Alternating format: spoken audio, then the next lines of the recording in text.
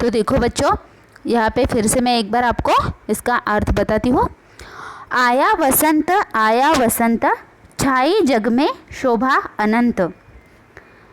इस कविता में वसंत ऋतु के बारे में हमें बताया गया है कि वसंत ऋतु आने पर सृष्टि में क्या क्या बदलाव आते हैं, क्या क्या नया घटता है वसंत ऋतु आने पर।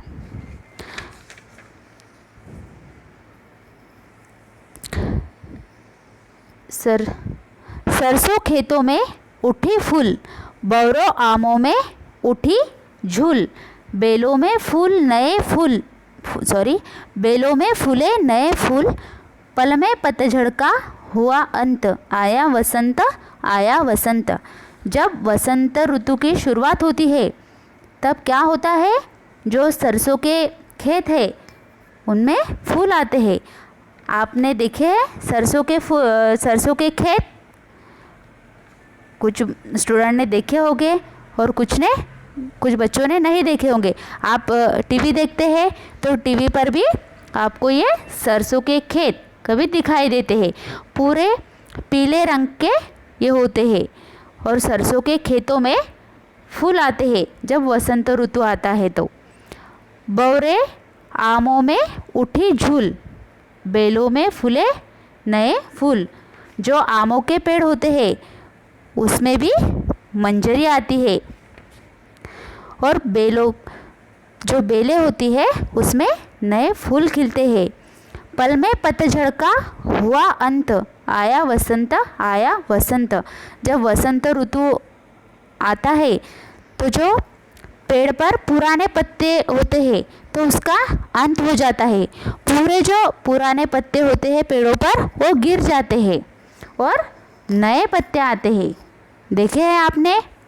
आपके घर के आसपास भी पेड़ होंगे तो आपको दिखाई देता होगा कि जो वसंत ऋतु आने पर वो पूरे पेड़ के पत्ते गिर जाते हैं और नए पत्ते उस पेड़ को आते हैं।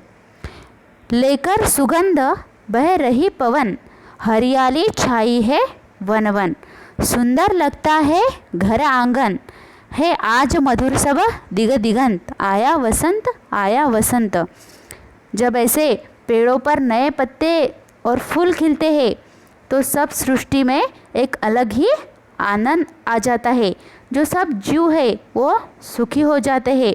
हमें भी कितना अच्छा लगता है जब पूरे पेड़ और फूलों से खिल जाते हैं तो जो पवन होती है वो सुगंध लेकर बहती है।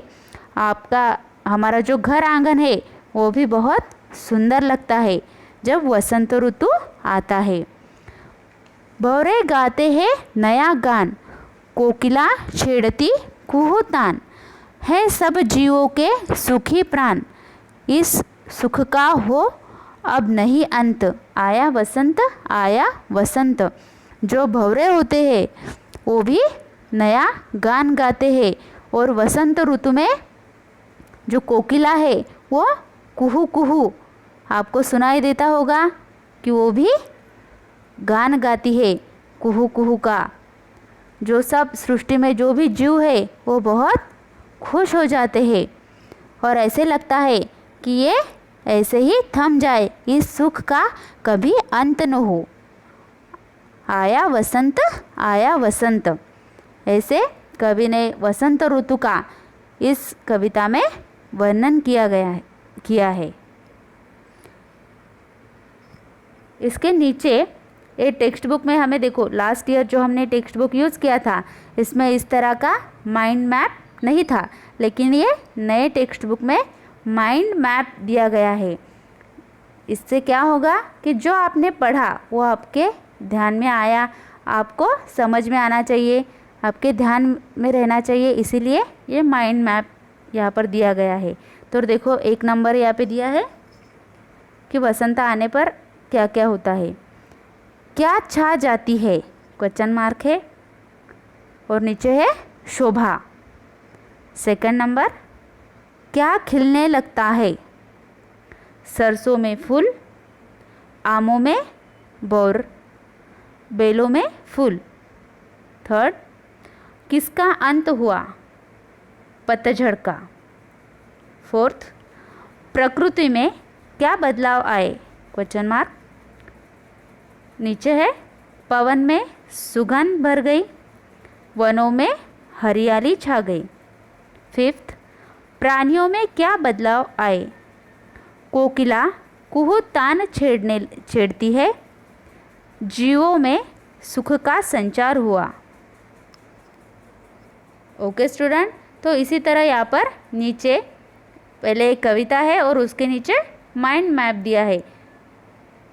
तो आपके समझ में आ गया है? तो आपको क्या करना है, आपको भी पहले एक कविता फिंगर रखकर पूरी रीड करनी है और उसके बाद आपके क्लास वर्क नोटबुक में राइट करनी है। उसके जो कठिन शब्द है वो भी आपको आपके क्लास वर्क नोटबुक में राइट करने हैं।